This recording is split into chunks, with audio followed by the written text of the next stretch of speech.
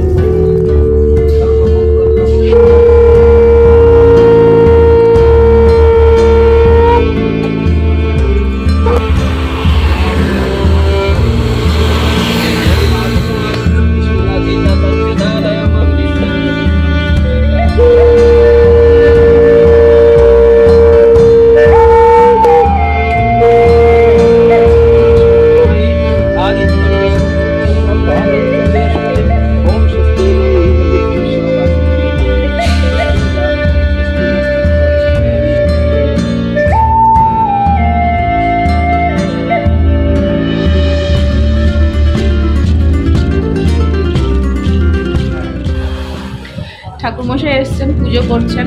তো ঠাকুরমশাই বলেছিলেন 12টায় আসবেন, এখন বাজে 1টা। তো যাই হোক, এখন পুজোটা ভালো ভালো হয়ে গেলেই হলো।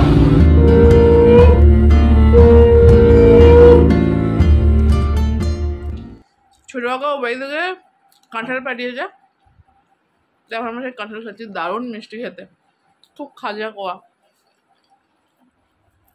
আমি আর হাত করিনি, মাকে বললাম তুমি আমার গালে দাও।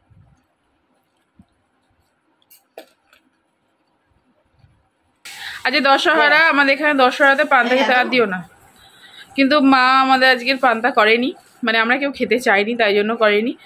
তো আলু চচ্চড়ি হয়েছে আমাদের, কালকে করে রাখা হয়েছে, ওইটা দিয়ে এখন আমরা সবাই লাঞ্চে আজকে মুড়ি খাবো। এই আমার মুড়ি মা মেখে দিয়েছে, আমি এখন এটাকে খেয়ে নেব। আজকে আমাদের লাঞ্চ এটাই, রাত্রে আমাদের ভাত হবে।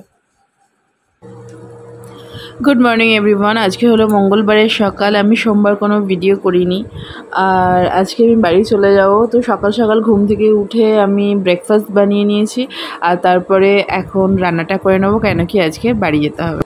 আজকে ব্রেকফাস্টে আছে আমাদের পেটাই পরোটা আর ঘুগনি, আর সাথে আমি পোচ নিয়ে নিয়েছি, ডাবল এগের পোচটা হচ্ছে। আর এখানে আমি ভাতটা বসিয়ে দিয়েছি, ভাতটা ফুটছে, হয়ে যাবে তাড়াতাড়ি। আর মাছগুলো ফ্রিজ থেকে বের করে এখানে নর্মাল হতে দিয়েছি। ব্রেকফাস্ট করার পর আমি রান্নাটা করে নেব। আর ইলিশ মাছ আছে আর লোটে মাছ আছে, ইলিশ মাছ আছে আর লোটে মাছ আছে। এখন হয়ে গেছে পোচটা। তো ইলিশ মাছ আছে আর লোটে মাছ আছে, তো লোটে মাছের ঝুড়ো করার ইচ্ছা আছে, দেখি ঝুড়ো করতে পারি, বা গোটা গোটা যে ছাল মতো করে না ওটাও করতে পারি।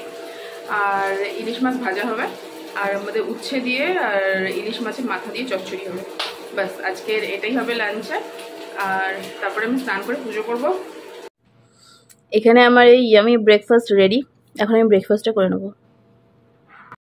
বাজে এখন 11টা, আমার সমস্ত রান্না কমপ্লিট হয়ে গেছে, এখন স্নান করে পুজোটা করে নেব।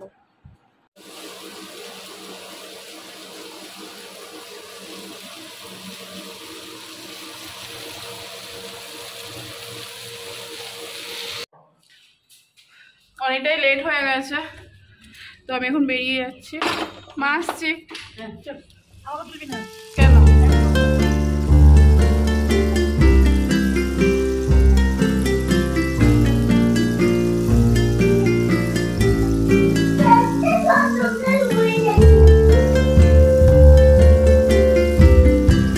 দাদা ভালো কর মুখটা, কি যে অন্য মুখ করে দিস, সুন্দর কর,